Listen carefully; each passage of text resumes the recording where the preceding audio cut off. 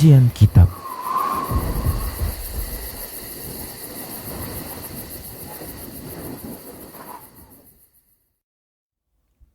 Baik. Bismillah. Assalamualaikum warahmatullahi wabarakatuh.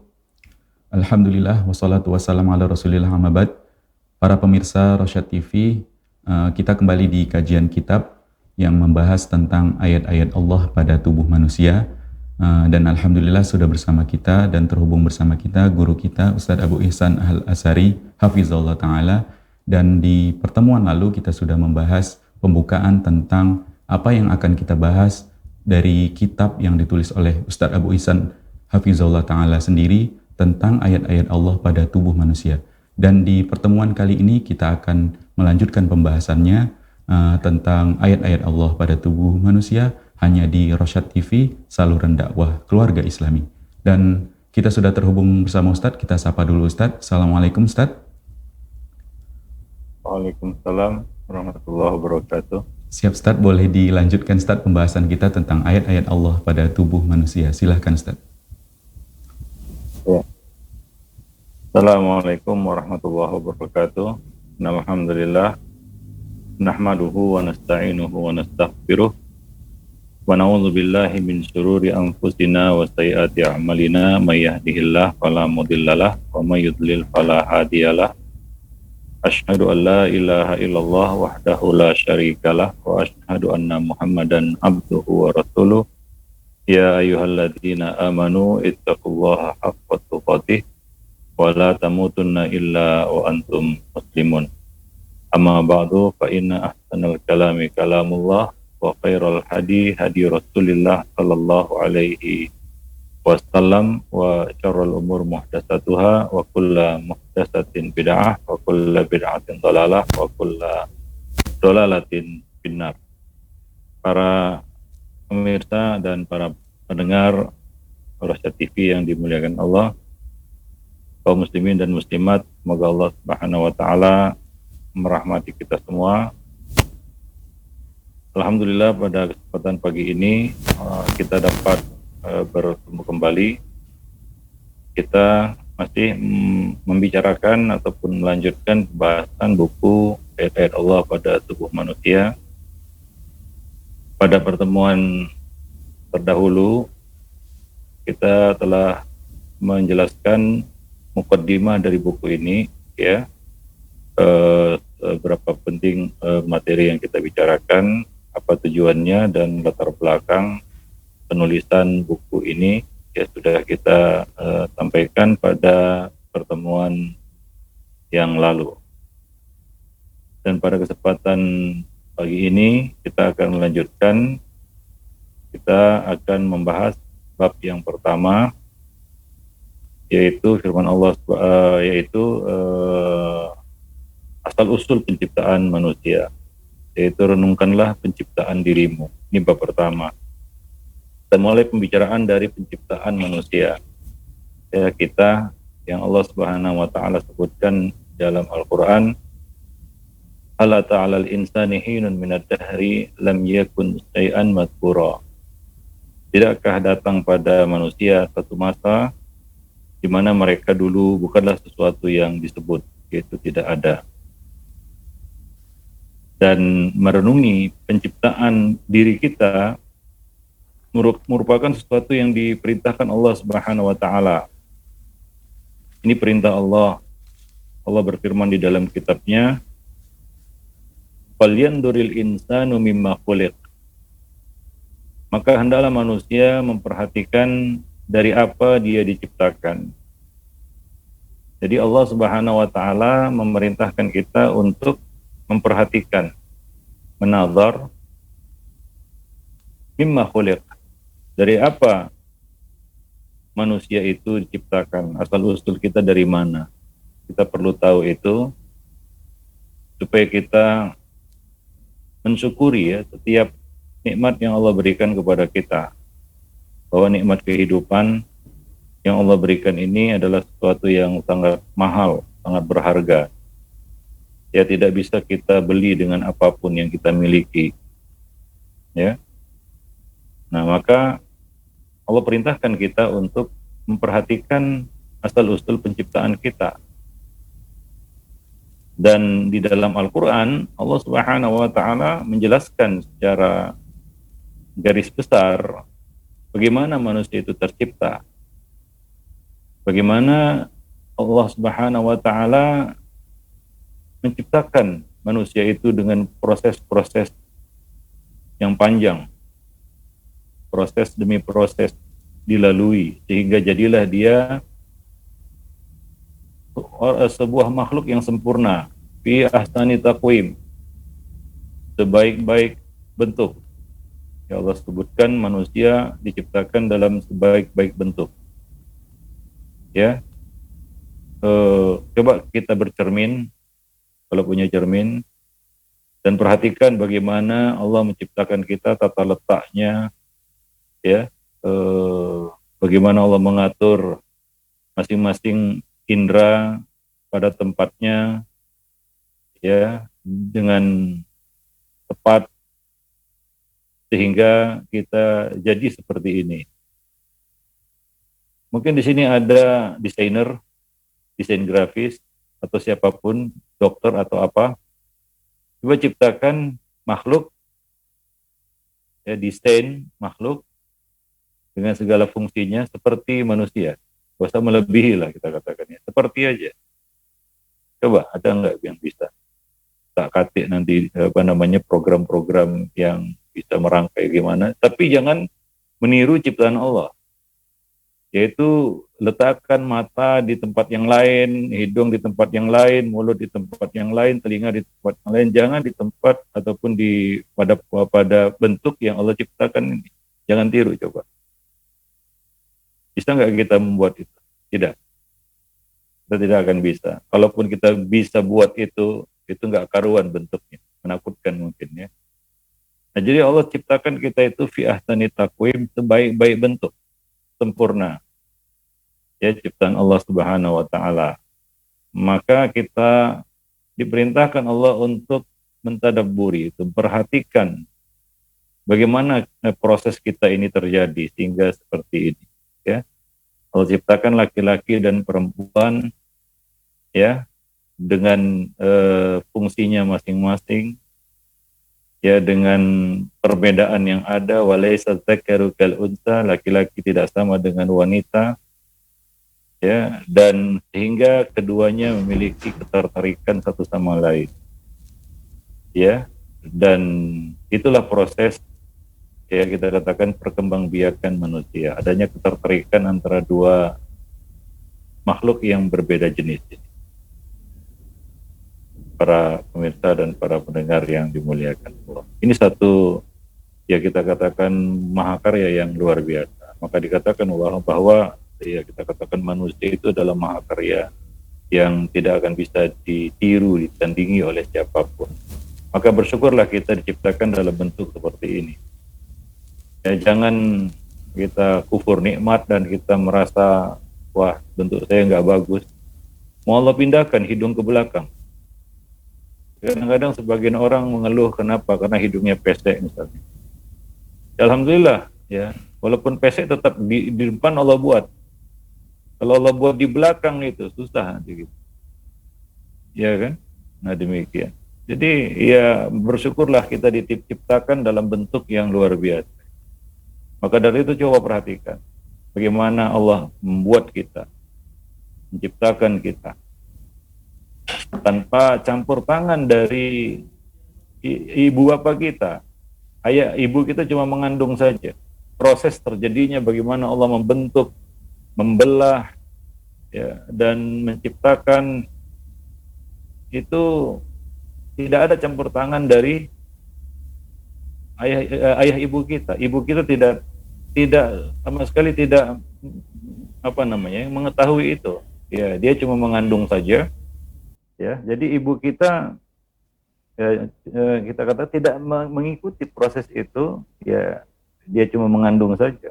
Yang melakukan semua proses itu adalah Allah Subhanahu wa Ta'ala. Para pemirsa dan para pendengar yang dimuliakan Allah. Nah, di dalam surat Al-Hajj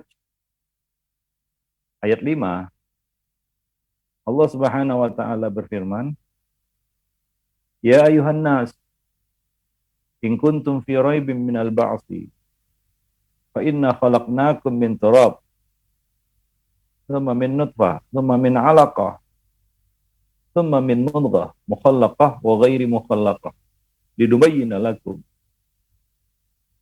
Wahai manusia, Allah berseru kepada manusia, semua manusia, jika kamu meragukan hari kebangkitan, adanya kehidupan setelah kematian, maka sesungguhnya kami telah menjadikan kamu dari tanah. Ya, kita semua diciptakan dari tanah. Itu unsur penciptaan manusia, yaitu tanah. Ya. Nabi mengatakan, kullukum min Adam wa Adam min turab. Semua kamu berasal dari Adam, dan Adam diciptakan dari tanah. Ya, kita berasal dari tanah dan dikembalikan ke tanah. Minha khalaqnakum wa fiha nu'idukum wa minha nukhrijukum taratan ukhra. Dari tanah kalian kami ciptakan, ke dalam tanah itu kami akan kembalikan, dan dari tanah itu kami akan bangkitkan kalian sekali lagi. Jadi inilah dia manusia, makhluk yang diciptakan dari tanah. Ya, karena coba lihat, kita hidup dengan sesuatu yang tumbuh dari tanah. Makanan-makanan kita itu berasal dari tanah. Ya. Allah memerintahkan kita juga untuk memperhatikan makanan kita. Falyanzur insanu ila ta'ami. Maka hendaklah manusia melihat kepada makanannya. Coba lihat makanan kalian. Ya. Apa yang kita makan semua berasal dari tanah. Oh, mungkin ada yang mengatakan, saya makan hewan. Hewan juga memakan makanan yang berasal dari tanah.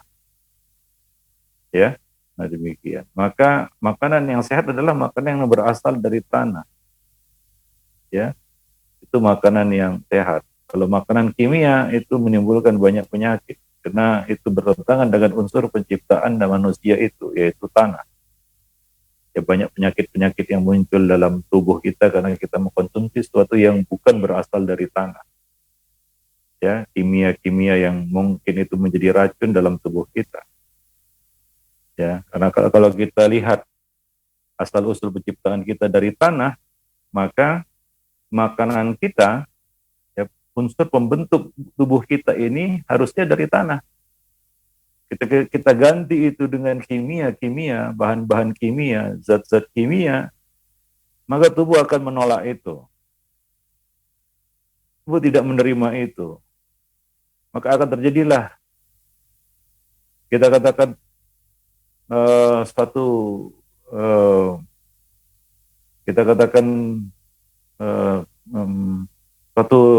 yang tidak cocok yang masuk ke dalam tubuh kita, yaitu racun-racun itu, sehingga menimbulkan banyak penyakit, ya, seperti tumor, kanker, dan kebanyakan disebabkan adalah, ya, dari makanan, ya, makanan-makanan kimia.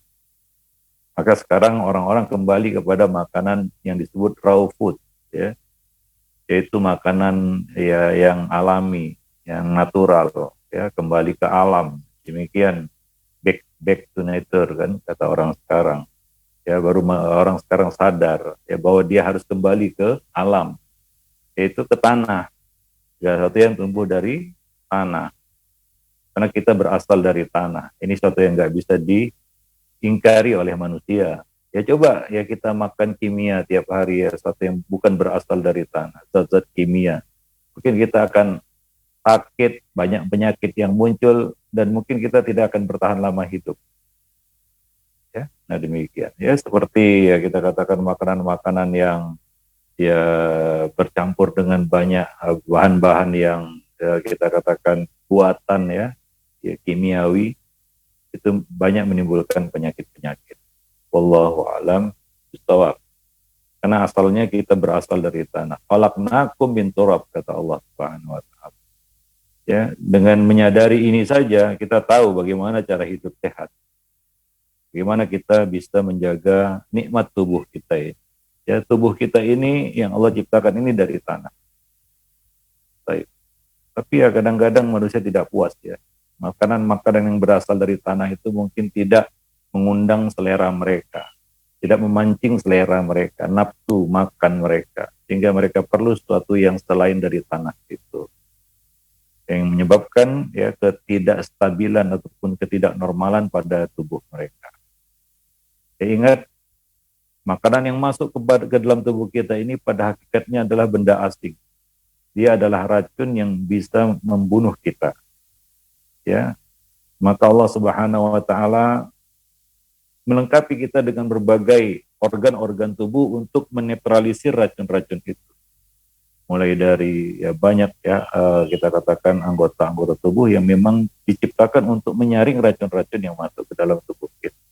Sebut saja ya kita katakan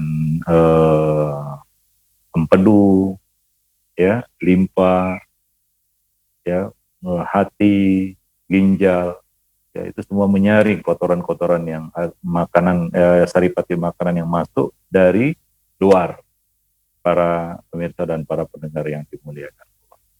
Nah, ketika terjadi kerusakan maka sakitlah manusia itu. Maka jelas bahwa sakitnya manusia itu memang sesuatu yang ya akibat dari perbuatan mereka sendiri. Maka ketika Nabi Ibrahim berdoa, wa idza maridtu fahuwa yashfin. Dan jika aku sakit, engkaulah yang menyembuhkanku.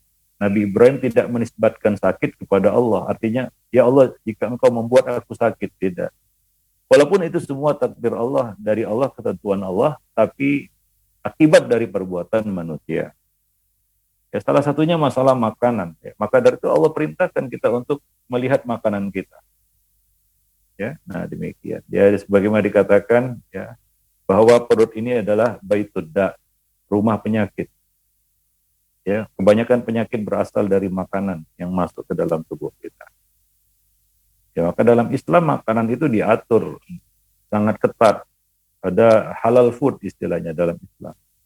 Nah, orang-orang kafir baru sekarang sadar bahwa perlu menjaga makanan. Tidak semua makanan ya cocok dan bagus masuk ke dalam tubuh kita. Bahagiannya itu tidak boleh masuk ke dalam tubuh kita. Itulah yang diharamkan Allah Subhanahu wa taala. Ya. Bangkai, babi, darah, khamar, itu semua merusak ya organ-organ yang ada dalam tubuh kita. Khamar misalnya diharamkan karena merusak fungsi akal. Ya maka diharamkan. Jangan sampai masuk ke dalam tubuh kita. Ya, nah demikian. Wallahu a'lam bishawab. Maka kami jadikan kamu dari tanah. Ini kalau kita mengkaji ini saja ya. Inna khalaqnakum min turab. Ya, banyak faedah yang bisa dipetik dari sepotong kalimat ini. Ya, satu hakikat yang Allah sampaikan kepada manusia. Inna khalaqnakum min turab. Sesungguhnya kami ciptakan fa inna khalaqnakum min turab. Sesungguhnya kami ciptakan kamu dari tanah. Ya. Bahwa kita dan juga ayat yang lain dari tanah kami ciptakan, ke dalam tanah kami kembalikan, dan dari tanah kalian akan dibangkitkan sekali lagi. Artinya kita manusia hidup ini tidak akan bisa lepas dari tanah. Maka ada anjuran Nabi untuk menanam pohon, ya menjaga lingkungan, ya. Nah, membuka ruang hijau, karena itu adalah paru-paru dunia. Itu semua ya ada di dalam Islam, diserukan 15 abad yang lalu sebelum bumi parah seperti sekarang ini. Ya, Islam sudah lebih dulu menganjurkan ya umat manusia secara umum untuk menjaga lingkungan, menanam pohon, ya, menjaga keberadaan tanah, ya, untuk bisa bercocok tanam dan lain sebagainya. Karena kita dari situ, kita nggak bisa mengingkari hakikat itu. Ya, kalau kita memenuhi badan kita dengan bahan-bahan kimia, kita nggak akan bisa bertahan lama. Para pemirsa dan para pendengar yang dimuliakan Allah.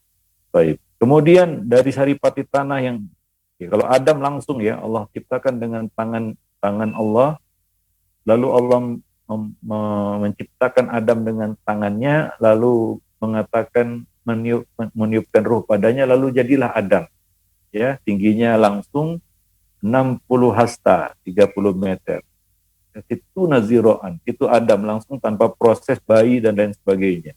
Tanpa ya menjadi spermatozoa dulu, kemudian jadi embrio, kemudian menjadi ya bayi yang berkembang dari bulan ke bulan, kita katakan dari bulan ke bulan, dari pekan ke pekan, tidak.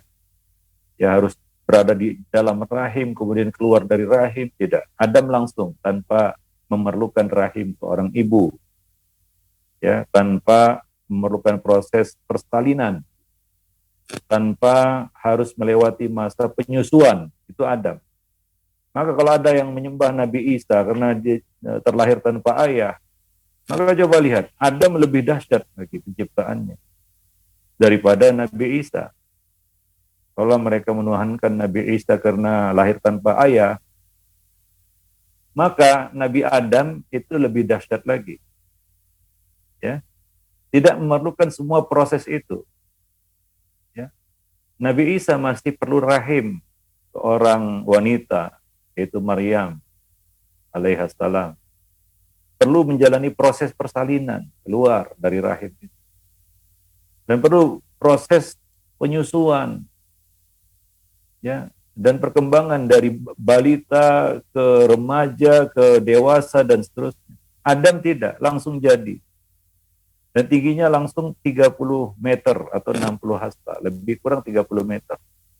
Itu Adam alaihissalam. Ya, nah demikian. Maka Allah mengatakan inna mathala Isa indallahi kamathali Adam. Sesungguhnya perumpamaan penciptaan Isa di sisi Allah itu seperti perumpamaan penciptaan Adam. Ya, bahkan lebih dahsyat, ya, penciptaan Adam. Ya, kalaulah itu menjadi suatu sebab seseorang itu layak disembah, maka manusia layak menyembah Adam, bapak manusia. Ya, kalaulah logikanya seperti itu. Nah demikian. Maka itu merupakan bantahan telak kepada kaum Nasrani yang menyembah Nabi Isa.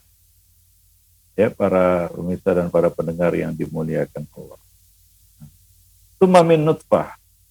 Dari saripati tanah itu, ya, kita dari saripati tanah yang dimakan, makanan-makanan yang berasal dari tanah yang dimakan oleh ayah kita. Kemudian, ya, diproses oleh Allah Subhanahu wa taala saripati makanan itu hingga menjadi, ya, spermatozoa yang tersimpan di dalam tulang sulbi laki-laki. Ya, laki-laki bisa memproduksi spermatozoa. Nanti akan kita jelaskan lagi. Adapun wanita tidak bisa memproduksi itu, karena ini bagian laki-laki. Walaupun makanan pria dan wanita ini sama, tapi tubuh wanita tidak bisa memproduksi spermatozoa itu. Tapi wanita Allah lengkapi dengan rahim, ada dinding rahim, ada rahim, ya, ada indung telur, yang tidak ada pada laki-laki. Itulah dia, ya, satu kita katakan pembagian, ya, penciptaan sebuah makhluk dari laki-laki dan wanita, min dzakarin wa unsa, dari laki-laki dan wanita. Ya, Allah ciptakan dua jenis ini untuk agar terjadilah reproduksi, yaitu perkembangbiakan manusia itu. Para pendengar dan para pemirsa yang dimuliakan Allah, ya. Kemudian, ya, kami jadikan kamu setetes air mani, ya. Yaitu nanti akan kita jelaskan, ya, bahwa mani itu, ya, pembungkus sebenarnya, ya, dari bagi spermatozoa yang terkandung miliaran atau kita katakan ratusan juta, ya, yang terdapat di dalam satu tetes air mani, mengandung ratusan juta spermatozoa. Ini cikal bakal manusia, salah satu darinya akan jadi manusia. Ya, nah demikian. Kemudian dari setetes air mani itu kami jadikan kamu segumpal darah, yaitu terjadilah proses itu. Terjadilah proses itu. Ya, ketika, ya, ada yang melekat lengket pada dinding rahim, ya, namanya alaqah, ya. Kemudian dari alaqah segumpal darah, kemudian dari segumpal darah menjadi daging yang sempurna, segumpal daging yang sempurna kejadiannya dan yang tidak sempurna kejadiannya. Itu proses di dalam hadis ya disebutkan ya masing-masing ya proses terjadi 40 hari. 40 hari pertama nutfah, 40 hari kedua alaqah, dan 40 hari ketiga itu sudah berbentuk mudghah, yaitu segumpal daging. Ya. Nah, ketika jadi segumpal daging inilah Allah Subhanahu wa taala tiupkan ruh. Kemudian Allah kirimkan seorang malaikat untuk meniupkan ruh padanya. Maka jadilah dia makhluk yang bernyawa. Ya, makhluk yang bernyawa. Allah Subhanahu wa taala membelah tubuhnya, membelah penglihatannya, mulutnya, telinganya, jari jemarinya, ya. Maka jadilah dia seorang anak manusia. Tapi ada yang mukhallaqah dan ada yang ghairi mukhallaqah. Ada yang sempurna, ada yang tidak sempurna. Ini kuasa Allah Subhanahu wa taala, ya. Para ulama menjelaskan maksud dari mukhallaqah sempurna adalah yaitu bayi yang lahir normal. Ya, normal. Dan ghairi mukhallaqah bayi yang lahir cacat. Ya. Jadi kalau kita lihat bayi yang lahir itu ada dua jenis, ada dua macam. Ada yang lahir normal, ya utuh dia. Ada yang cacat. Ya. Bayi yang lahir cacat ini bukanlah produk gagal. Wah, Allah gagal menciptakan manusia. Enggak. Itu kuasa Allah Subhanahu wa taala. Bahwa Allah mampu menciptakan seperti itu agar orang-orang yang lahir normal, ya artinya dia adalah orang yang kita katakan sempurna penciptaannya, ya, tidak cacat, ya, bersyukur kepada Allah. Oh, Allah bisa membuat dirinya seperti itu, cacat. Ada ya bayi yang lahir tanpa lengan, ada yang lahir tanpa kaki, ada yang lahir tanpa penglihatan, ya, ada yang kita kata kelainan pada jantungnya, pada organ-organ dalamnya, ada pada otaknya, ya, sehingga dia keterbelakangan mental.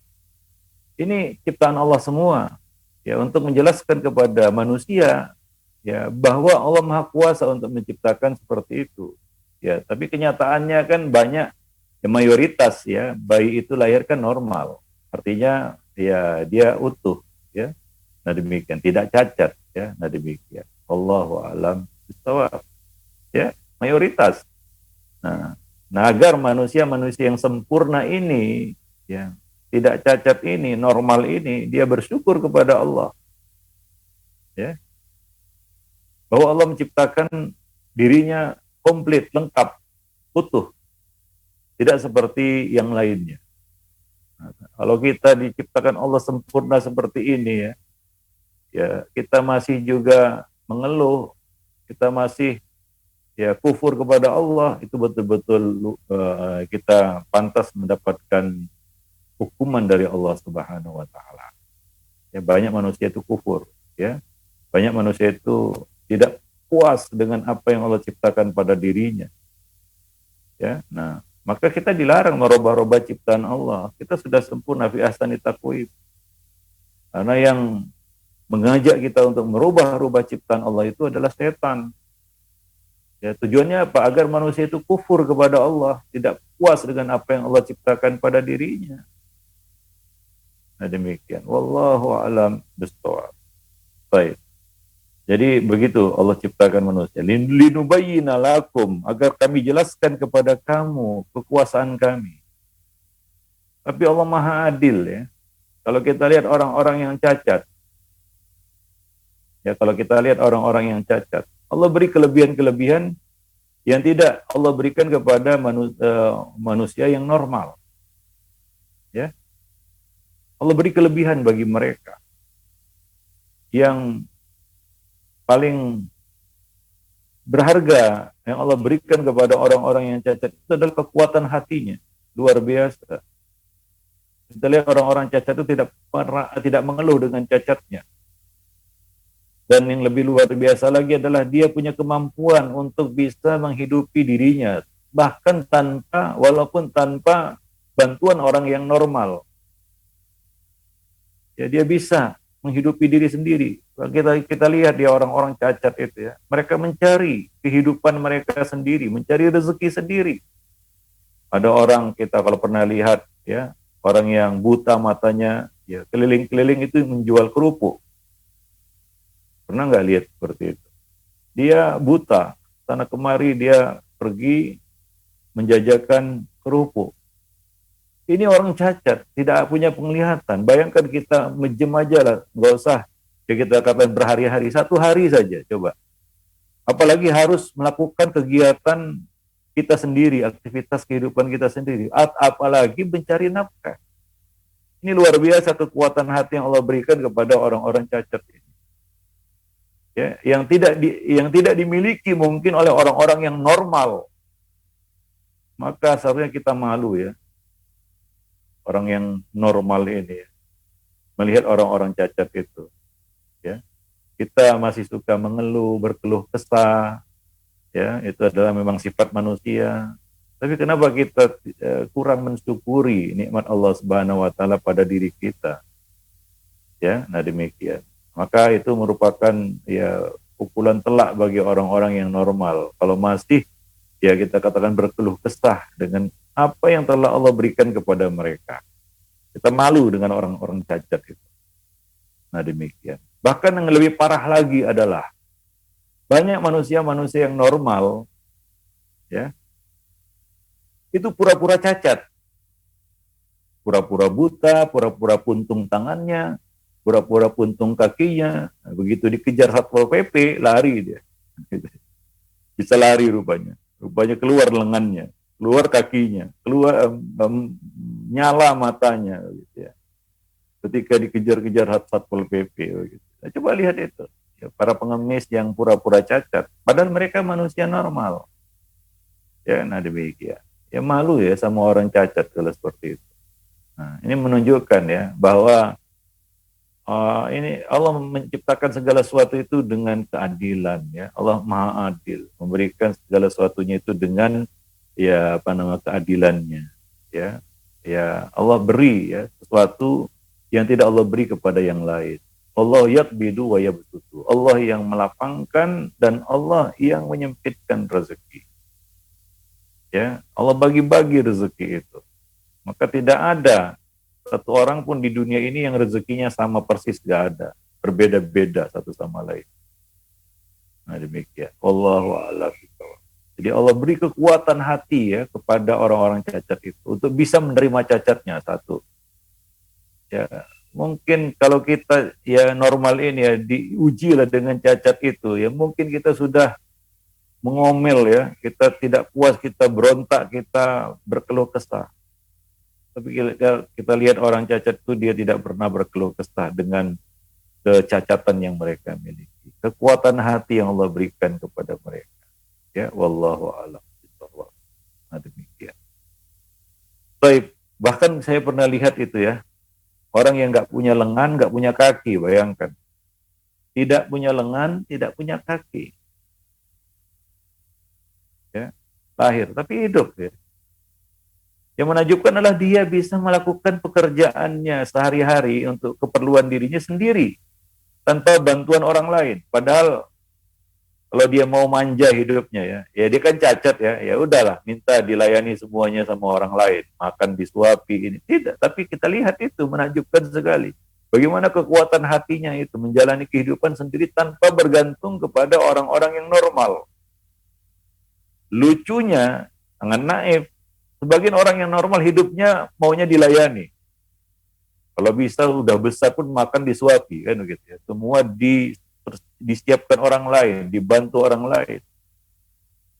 Nah demikian. Ya. Itu orang normal itu. Orang cacat aja yang nggak punya kaki dan nggak punya tangan itu, dia bisa menjalani kehidupannya sendiri tanpa bantuan orang yang normal.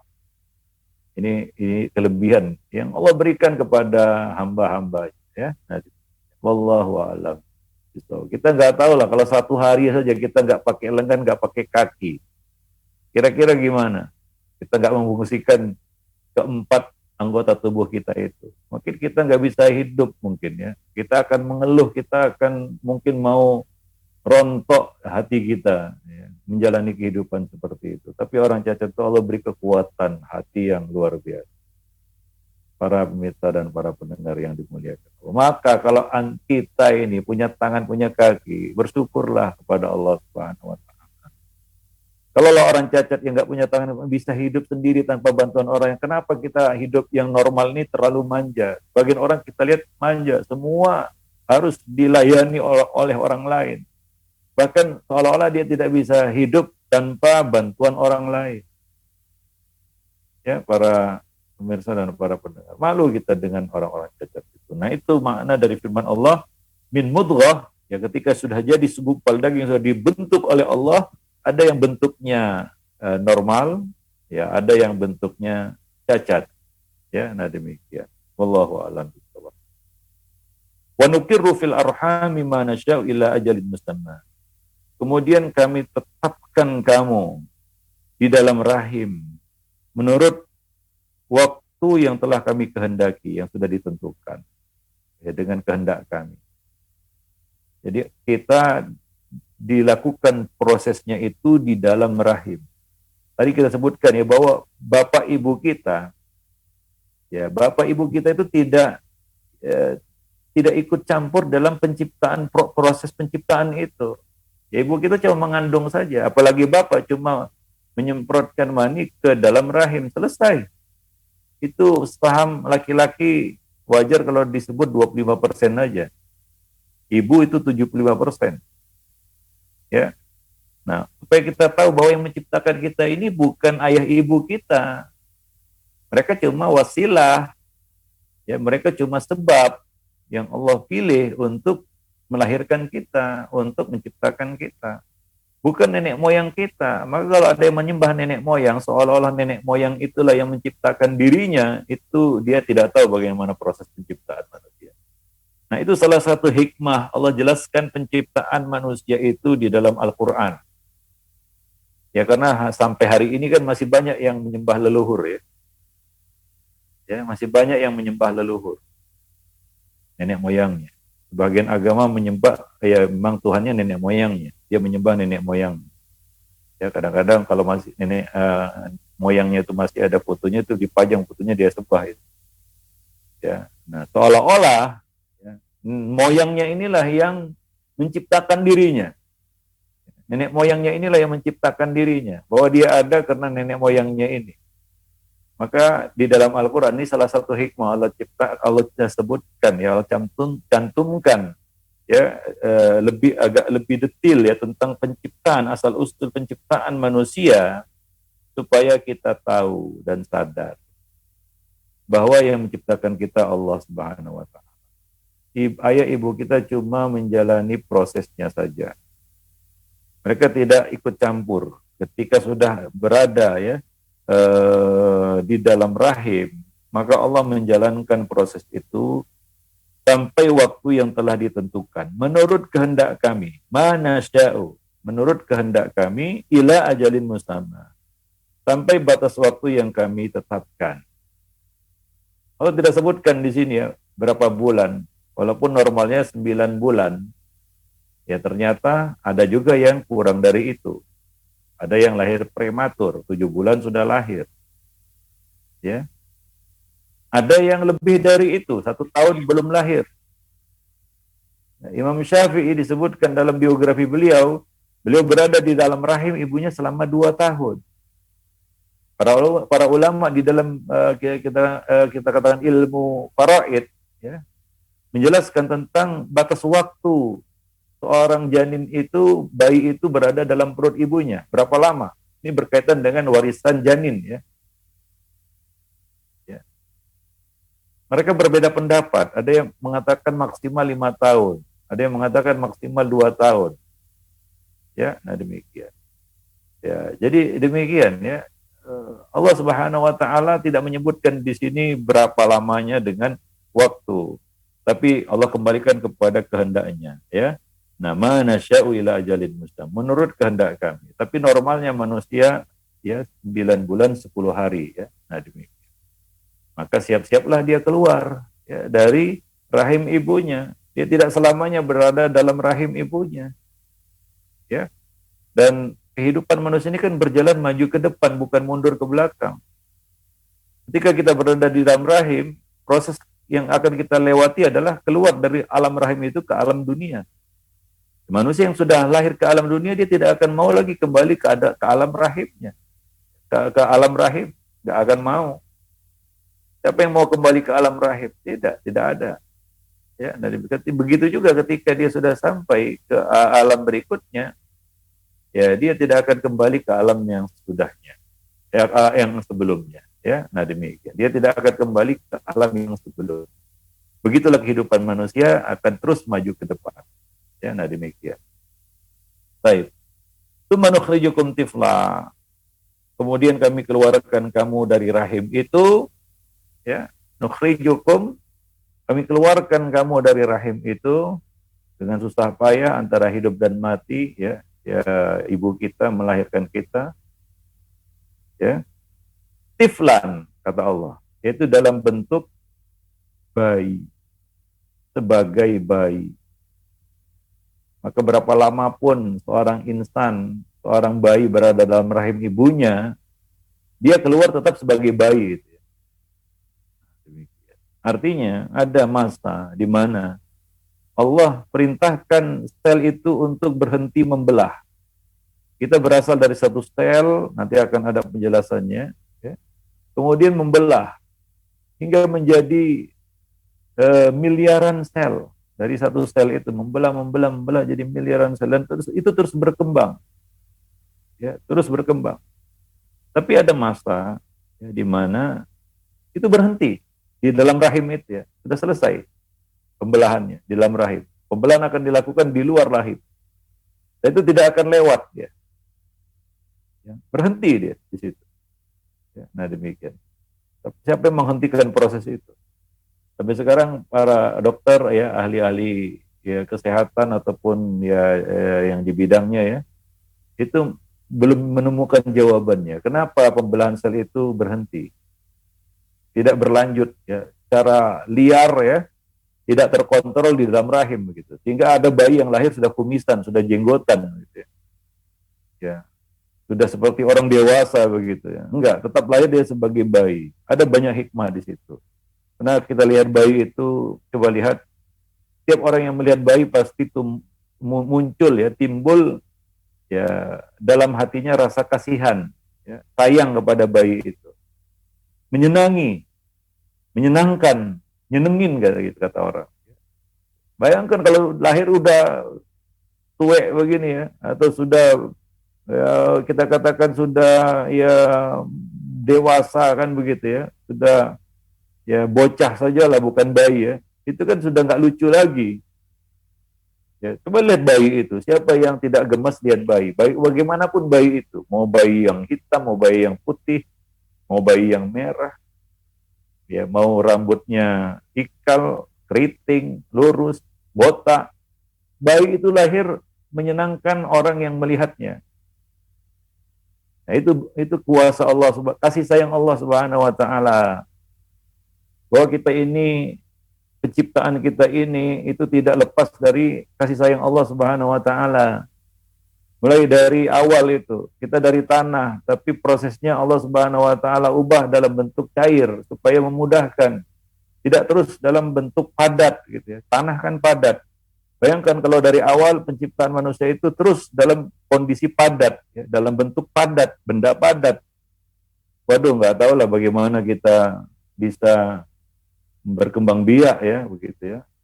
Yang pernah merasakan kencing batu mungkin tahulah bagaimana sakitnya begitu. Bagaimana kalau itu tidak dalam bentuk cairan, dibungkus cairan. Ya, itu akan menyusahkan kita kan begitu ya. Nah, demikian. Demikian juga ketika kita lahir itu ya, dan diciptakan dalam proses yang ya kita katakan fase demi fase, tingkatan demi tingkatan, tidak langsung besar kan sakit itu. Ya, wanita kalau tiba-tiba masuk langsung besar gitu, macam ditiup ya, macam balon ditiup kan, tapi proses pelan-pelan. Ya, ada penyesuaian, ada masa di mana dia itu ngidam kan begitu ya, untuk menyesuaikan kondisi badannya yang sudah berubah. Itu semua kasih sayang Allah Subhanahu wa taala pada manusia itu, ya, pada kita. Nah, demikian. Ya, kita dilahirkan dalam keadaan bayi, ya. Kita lahir bayi, lucu, menyenangkan, orang-orang tersenyum, tertawa, sementara si bayi itu menangis. Nah, demikian. Ya, supaya memancing perhatian orang. Bayangkan ya, kalau bayi itu lahir tertawa begitu ya. Mungkin orang takut begitu. Wah, ini jangan-jangan hantu gitu. Bayi ajaib, bayi lahir tertawa gitu. Apalagi bicara kan begitu ya. Itu kan satu yang ya kita katakan tidak memancing ya, rasa kasihan manusia kepadanya. Maka Allah pilihlah ya antara dua itu, tertawa dan menangis. Allah pilih menangis bagi manusia dalam kondisi ketika dia lahir. Allah mengatakan, huwallazi adhaka wa abka. Dialah Allah yang membuat kamu tertawa dan menangis. Ya, nah, itu dua perkara yang memang tidak perlu latihan, memang sudah bisa secara natural, yaitu menangis dan tertawa. Kalau bicara kita perlu belajar, namanya belajar bicara. Tapi kalau menangis dan tertawa nggak perlu belajar, memang sudah bisa dari bayi, ya. Dari lahir udah bisa itu. Walaupun ada hikmah, kenapa bayi itu lahir menangis, yaitu ditusuk, diganggu sama setan. Tapi dipilih, ya menangis, bukan teriak ketika diganggu sama setan, teriak dia, enggak. Ya tertawa begitu, menertawakan setan itu. Wah, gitu. Untuk apa namanya, menertawakan setan, enggak, tapi dipilih menangis. Dan ya, salah satu hikmah dipilihnya menangis bagi seorang bayi adalah untuk menumbuhkan rasa kasih sayang kepada si bayi ini. Nah, misalnya ada seorang wanita lahir, ya, seorang diri, ya, dia mati misalnya karena melahirkan bayinya itu. Si bayi ini menangis, ya, dan memancing orang untuk mendatangi bayi ini dan mengambilnya, mengasuhnya. Bayangkan kalau tertawa itu, orang pada takut itu mendekatinya. Nah, demikian. Wallahu a'lam bishawab, ya. Nah, itu hikmah, ya, di mana Allah memilih menangis pada seorang bayi. Ya, maka lahirlah kita sebagai bayi yang lucu. Ya, dan berhenti pembelahan sel itu. Maka nggak ada yang lahir mukanya tuwir gitu ya, tua gitu, nggak ada. Ya, bayilah. Nah, itu kuasa Allah Subhanahu wa taala. Kita patut kita syukuri. Ya, semua itu terjadi, proses itu terjadi tanpa campur tangan ayah ibu kita. Allah yang pilih, ya, Allah yang mendesain semua itu, ya, untuk kita, untuk kemaslahatan kita. Maka bersyukurlah kepada Allah Subhanahu wa taala, banyak-banyak bersyukur kita. Yang kita ini tidak lepas dari kasih sayang Allah walaupun sesaat. Ya, mulai dari kita apa namanya? Kecil, ya, bahkan ketika kita berada dalam perut ibu kita. Ya, nah demikian. Sampai kita melahirkan, sampai kita dilahirkan. Ya, wallahu a'lam bishawab. Ya, jadi dipilih rahim itu tidak hampa, tidak kita katakan ruang kosong, ya, udara enggak, tapi cair, ada air ketuban, sehingga ya, bayi itu bisa berotasi dengan nyaman, begitu ya. Bayangkan kalau hampa udara gitu ya, seperti di ruang angkasa begitu kan, ya, memang kedap udara itu, tapi terisi dengan cairan, namanya air ketuban. Nah, disitulah terjadi proses, ya, perputaran rotasi seorang bayi dari kepalanya ke atas, ke bawah, ke atas, ke bawah. Padahal kalau dalam satu kondisi, ya, kata segala sesuatu yang tidak bergerak akan rusak. Itu dia kaedahnya. Ketika dia bergerak, dia akan baik. Nah, demikian. Wallahu a'lam bishawab. Bayi itu berotasi dia, kepala ke atas, ke bawah, ke atas, ke bawah, hingga pada saat dia akan lahir, kepalanya ke bawah. Kan begitu ya, siap untuk lahir. Ya, karena kalau tidak nanti akan sungsang, susah lahir dan bisa meninggal, kan begitu ya, mati dalam kandungan. Jadi kasih sayang Allah Subhanahu wa taala. Ya, nah demikian. Kita ya nanti ada juga penjelasannya, kita diciptakan dalam lingkungan cair, mulai dari benda padat dibuat cair, jadi spermatozoa, ya, air mani dan seterusnya, kemudian di dalam rahim juga dalam lingkungan cair. Ya, karena kita memang tidak bisa lepas dari air, kan begitu ya. Nah, demikian. Wallahu a'lam bishawab. Baik. Litablughu tsumma litablughu asyuddakum. Ya, kemudian dengan berangsur-angsur kamu sampai kepada usia dewasa. Usia syiddah, puncak usia. Mulai dari bayi sampai kepada puncak usia. Puncak usia manusia adalah 40 tahun untuk umat Muhammad ya. Yaitu manusia yang dilahirkan, lahir hidup setelah Nabi diutus.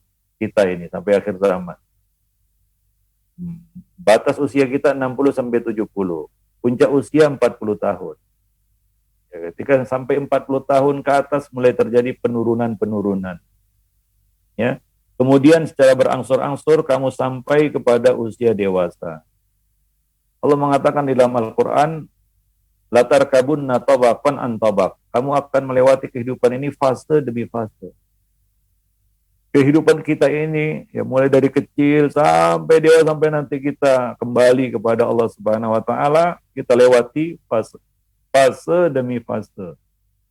Nah, ketika sampai pada puncak tidak cabut langsung semua nikmat itu tidak, tapi pelan-pelan satu-satu dicabut, diambil. Mulai dari nikmat mata, ya mulai dari nikmat indera perasa, ya segala sesuatunya Allah cabut, ya giginya bertanggalan tidak rontok semua kan begitu ya.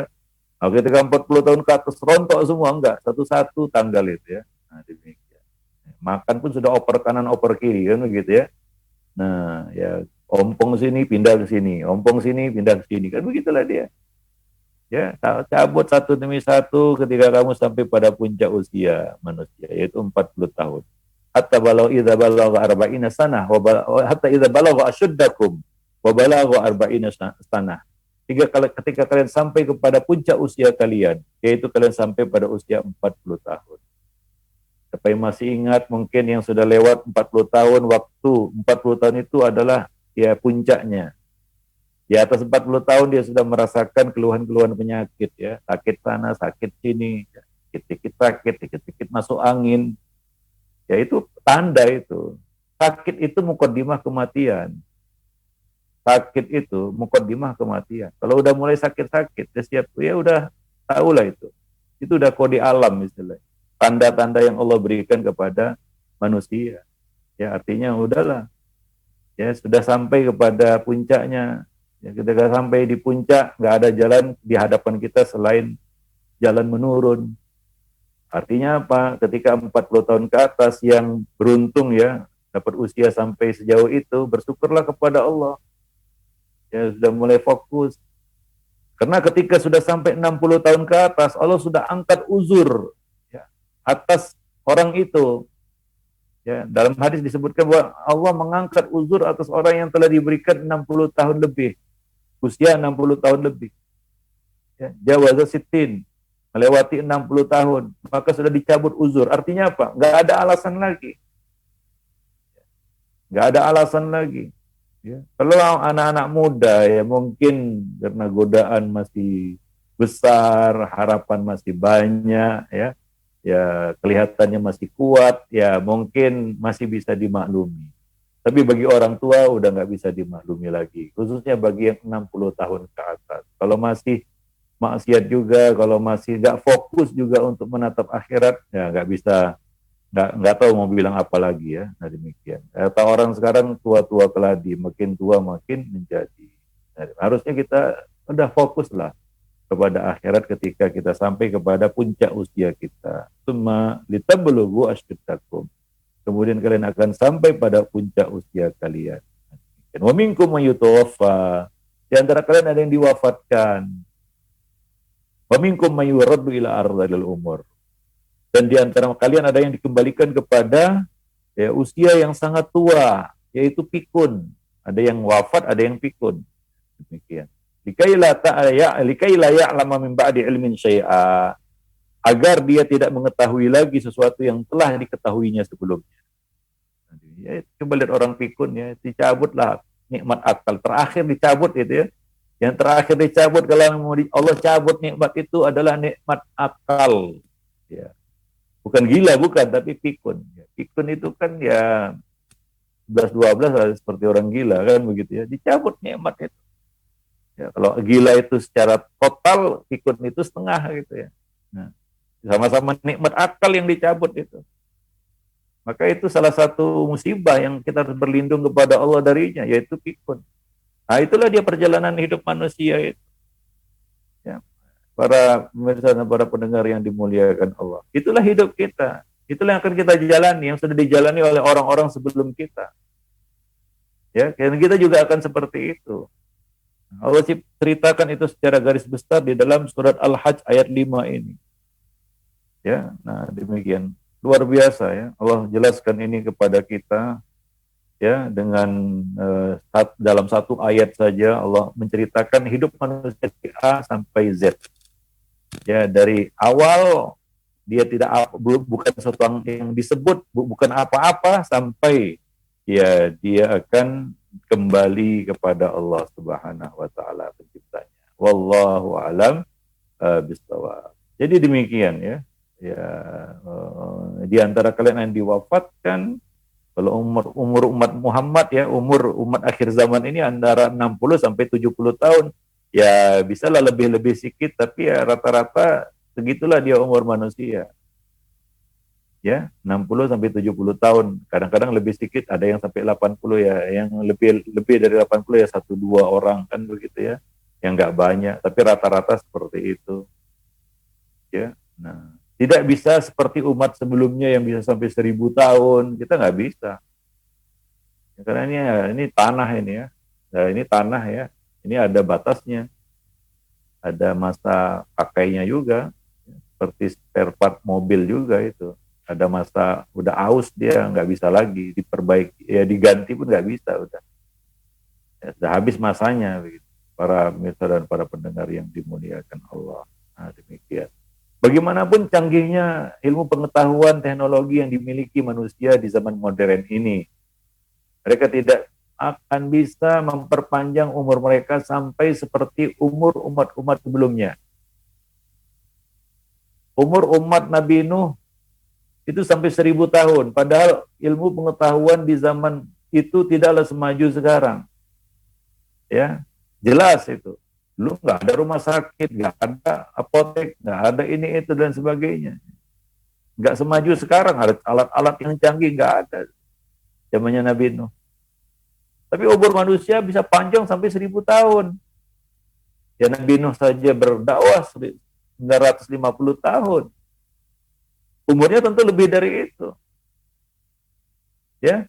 Nah, umat hari ini, umat manusia bisakah mencapai umur seperti itu, bisa hidup sampai 1000 tahun? Nggak bisa. Walaupun ilmu pengetahuan canggih sekali, itu tidak bisa memperpanjang umur manusia. Dan ini salah satu ya kita bukti kebenaran nubuat Muhammad SAW ketika mengabarkan kepada kita bahwa umur umatku, kata beliau, 60 sampai 70 tahun. Nah, ya rata-rata kita lihat kanan kiri kita, orang-orang yang ada sekitar kita yang sudah nggak ada lagi sekarang ini, berapa usia mereka? Ya rata-rata seperti itu. Para pemirsa dan para pendengar yang dimuliakan Allah. Ya kita tinggal hitung usia kita sajalah ya. Coba lihat ya KTP berapa tanggal lahirnya, sekarang sudah umur berapa ya. Nah demikian itu proses-proses yang nggak akan kita nggak akan terluput dari kehidupan kita. Nah demikian. Dan itu cepat berlalu. Cepat berlalu ya, nggak terasa sudah 20 tahun ya kita melewati abad ke-21. Mulai tahun 2000 sekarang sudah 2021. Sangat cepat terasa. Kita masih ingat 20 tahun yang lalu bagaimana. Kalau kita sekarang 50, maka kalau umur kita 70-an lah ya, itu 20 tahun itu nggak terasa. Tiba-tiba sudah sampai di situ dia. Ya, maka bersiap-siaplah ya. Nah, Allah ceritakan ini kepada kita semua agar menjadi pelajaran bagi kita. Supaya kita bersyukur, supaya kita sadar ya, supaya kita ya bisa mengambil ibrah dan bersiap diri, berbekal untuk menghadapi proses-proses fase-fase kehidupan yang nanti akan kita jalani. Wallahu a'lam. Nah, demikian saja ya, kita akan lanjutkan pembicaraan kita tentang ya penciptaan manusia ya pada pertemuan-pertemuan yang akan datang. Baik, para jemaah, mungkin sampai di sini dulu. Aku lupa qauli hadza, astagfirullah li wa lakum lisairil muslimin, innahu huwal ghafurur rahim.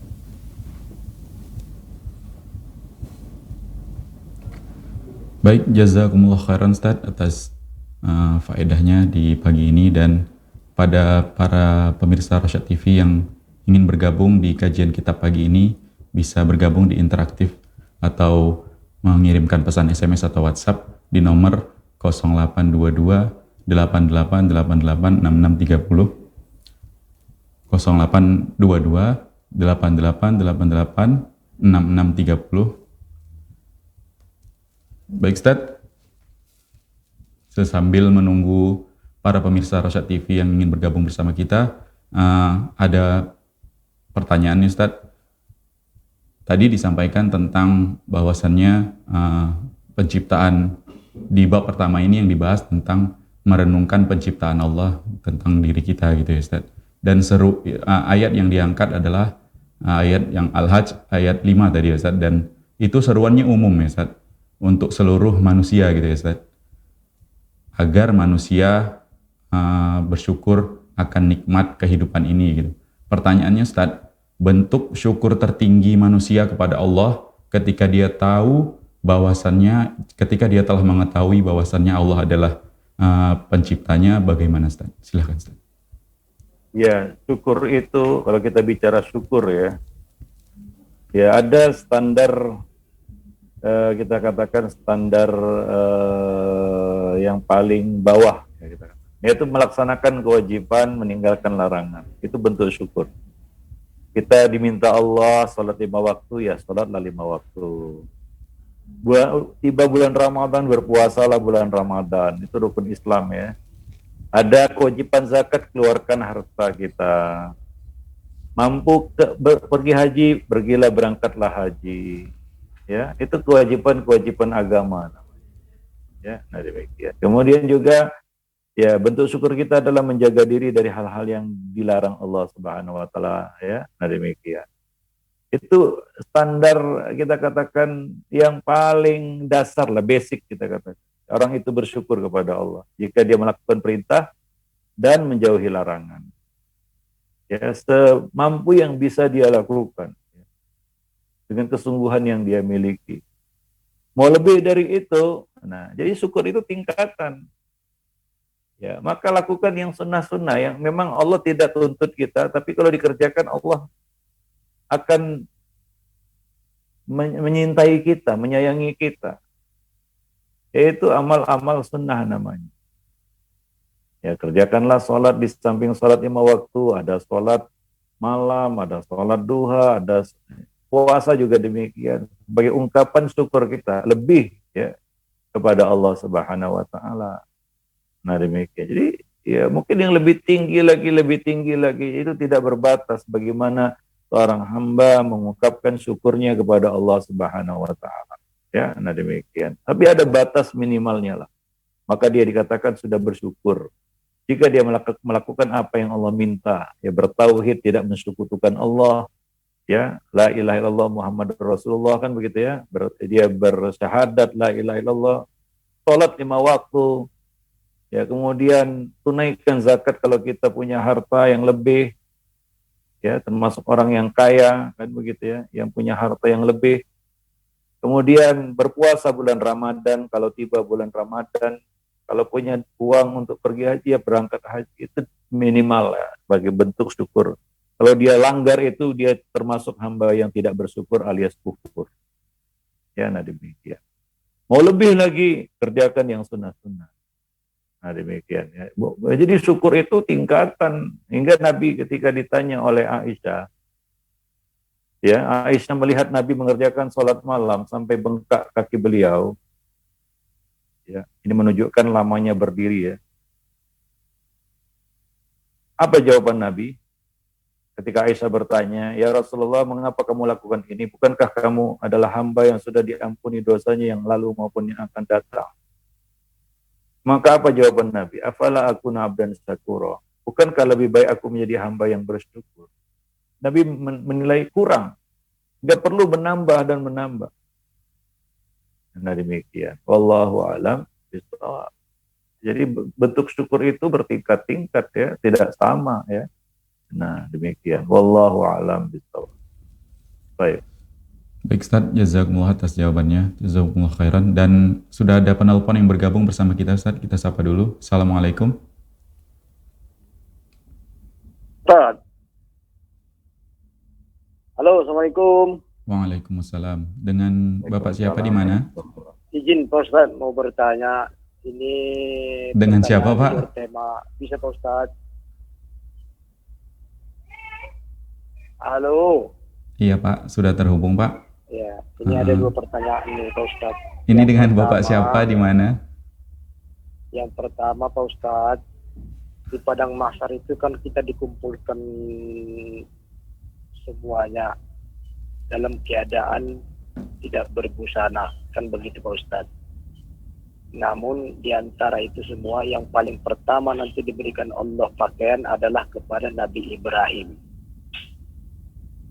Jadi kita terkesan mendengar itu, loh kira-kira apa ya amalan dia kok sampai dia lebih diutamakan daripada nabi-nabi yang lain, begitu Pak Ustaz. Cuman di situ kita baca tidak ada ketemu dia, jadi mohon penjelasannya Pak Ustaz.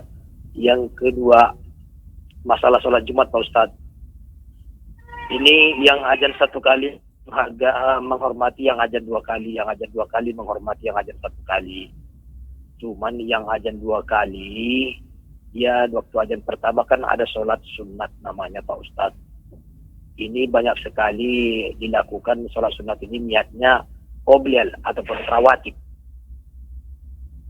Ternyata sesudah kita pelajari katanya tidak ada rawatib di dalamnya. Apakah memang begitu Pak Ustaz? Jadi kita ingin untuk istiqomah di dalam hal ini begitu. Jadi mohon penjelasannya Pak Ustaz. Wabillahi taufiq wal hidayah. Assalamualaikum warahmatullahi wabarakatuh. Waalaikumsalam warahmatullahi wabarakatuh. Baik, silakan Ustaz. Ya. Baik, yang pertama ya, tentang keutamaan Nabi Ibrahim. Ya, Allah banyak sebut ya di dalam Al-Quran tentang keutamaan ya Nabi Ibrahim. Bahwa beliau adalah Abul Anbiya, bapaknya para nabi, bahwa nabi setelah Nabi Ibrahim itu adalah dari keturunan beliau, dari keturunan Nabi Ibrahim alaihi salam. Ya, termasuk di dalamnya adalah Nabi kita Muhammad sallallahu alaihi wasallam. Ya, beliau adalah ya anak turun dari Ismail, dan Ismail adalah ya anaknya, putranya Ibrahim alaihi salam. Gitu. Kemudian beliau juga ya sebab pernah menjadi orang yang satu-satunya bertauhid di muka bumi. Ya. Bapak tauhid. Ketika manusia ya kufur kepada Allah, tidak mengenal Allah, Ibrahim adalah satu-satunya yang bertauhid, beriman kepada Allah Subhanahu wa taala. Nah, ini merupakan salah satu keutamaan dari Nabi Ibrahim. Jadi samping Allah perlihatkan banyak mukjizat melalui tangan beliau, ya. Allah uji beliau dengan ujian-ujian, ya. Ya, dilemparkan ke api, kemudian api menjadi dingin. Kemudian beliau diuji oleh Allah Subhanahu wa taala dengan membawa istri dan putranya dan anaknya, ya, putranya yaitu Ismail, untuk ditinggalkan di lembah yang sunyi, yaitu di Mekah. Waktu itu belum ada orang. Itu ujian yang berhasil dilewati oleh Nabi Ibrahim alaihissalam. Beliau memiliki keutamaan ya dari nabi-nabi yang lain. Wallahu a'lam. Adapun yang kedua, ya, salat sunat rawatib Jumat itu tidak ada. Yang ada adalah salat sunnah sebelum Jumat. 2 rakaat tanpa batas rakaat. Ya, sebelum imam naik ke atas mimbar. Ya, sebelum imam naik ke atas mimbar, maka jemaah diperbolehkan mengerjakan salat 2 rakaat tanpa batas. Ya, ini adalah salat sunat mutlak sebelum Jumat. Itu ada dalil.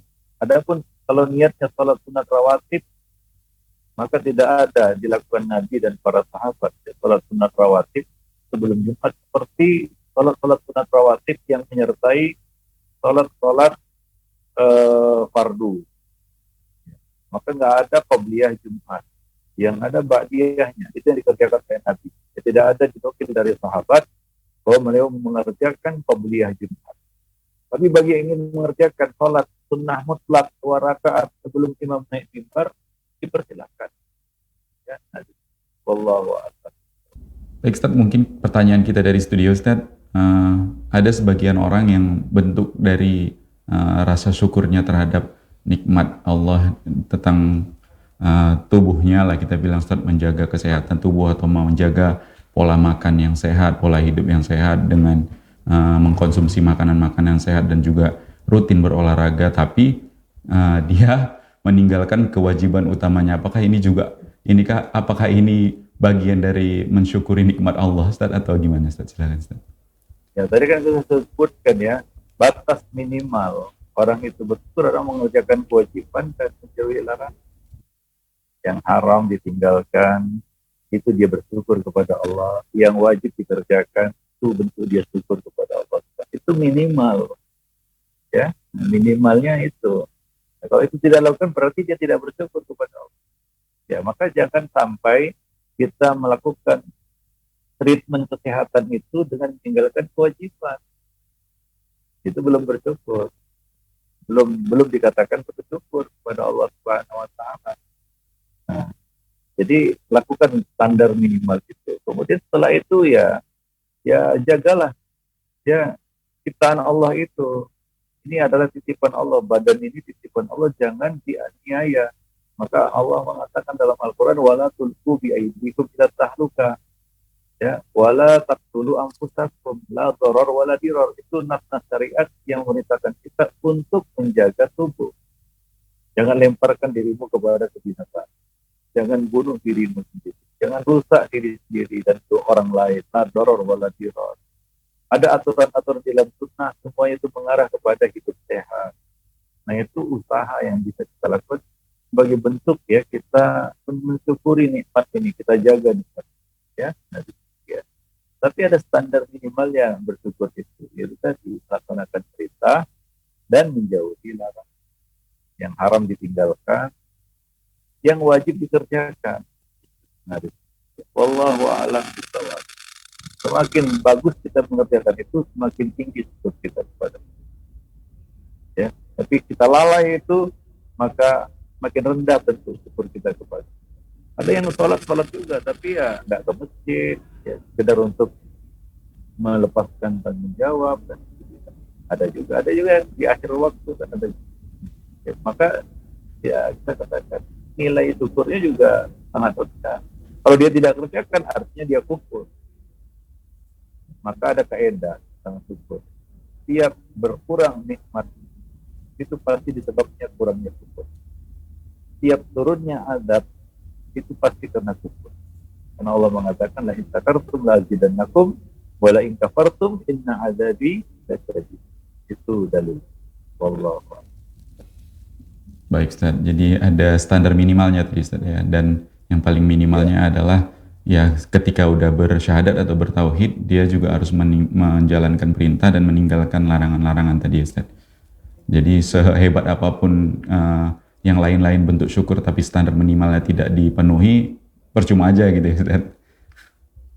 Ya, belum dikatakan bersyukur, ya, belum dikatakan yang bersyukur. Nah, baik Ustaz, mungkin ya mungkin sampai di sini dulu ya pertemuan kita pada pagi baik, ini ya. Mudah-mudahan ya bisa kita lanjutkan pada kesempatan yang datang. Mudah-mudahan Allah memberikan kesehatan dan kebaikan bagi kita semua, kesehatan dan kita sudahi pada tempat ini. Bahwa terima kasih atas 10 tahun sudah dalam. Waalaikumsalam warahmatullahi wabarakatuh. Jazakumullah khairan Ustaz Abu Ihsan atas faedah kajian kitab pagi ini, dan para pemirsa Rosyad TV, dengan demikian berakhir sudah kajian kitab ayat-ayat Allah pada tubuh manusia pagi ini, dan kita insya Allah bisa ketemu lagi di pekan depan masih membahas tentang ayat-ayat Allah pada tubuh manusia. Mewakili kru yang bertugas kami pamit. Kita tutup dengan doa kafaratul majelis. Subhanakallahumma bihamdik asyhadu an la ilaha illa anta astaghfiruka wa atubu ilaik. Assalamualaikum warahmatullahi wabarakatuh. wabarakatuh.